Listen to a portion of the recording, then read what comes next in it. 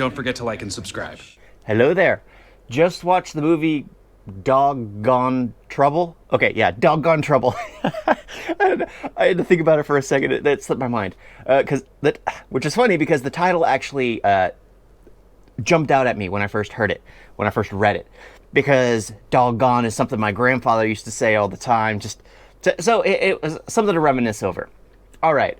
So this story is basically about a dog whose owner passes away, and the dog's owner happened to be rich and wealthy, which I think those two terms go hand in hand. So they were rich, and they left everything to the dog. If anyone has seen my reviews before, you know that this sounds very familiar. Has anyone seen the movie Entertainment? It's literally the same concept. I'm pretty sure this has been done several times. It sounds very familiar. Yeah, but it's Entertainment, just from the dog's perspective. And it's animated, so it's fun. I enjoyed this movie much more than I did Entertainment. I mean, I enjoyed you know what? This isn't a review about Entertainment. I enjoyed this movie. It was funny. So the dog basically gets kicked out by the new people who assume they inherited the house because they were the only living family members. So they kick the dog out because they're not dog people, and the dog gets lost.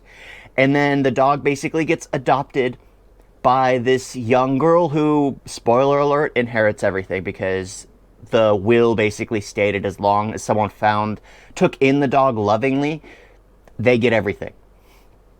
So whoever the dog saw as family was the family who inherited everything. I actually liked that. It was actually pretty nice. So I enjoyed it. I enjoyed the movie. It had a lot of funny aspects, like the freaking squirrels. There's squirrels who are apparently very what's the term? Indian movie fanatics. They were all about jumping on the scene dancing. Because I was like, I see a lot of Indian cinema now, and every time they popped up, it was like the music sequences in Indian movies. Like where it comes out of nowhere sometimes, and it's just like, oh, I like it. Of course, they were more like rhyming, and it just sounded so bad because they kept talking about their nuts, because apparently Trouble, which is the dog's name, destroyed their nuts, like it sounds bad when I'm saying it, but he basically, because the squirrels hide their nuts in trees, and he kind of removed their nuts from the trees accidentally. It sounds so wrong.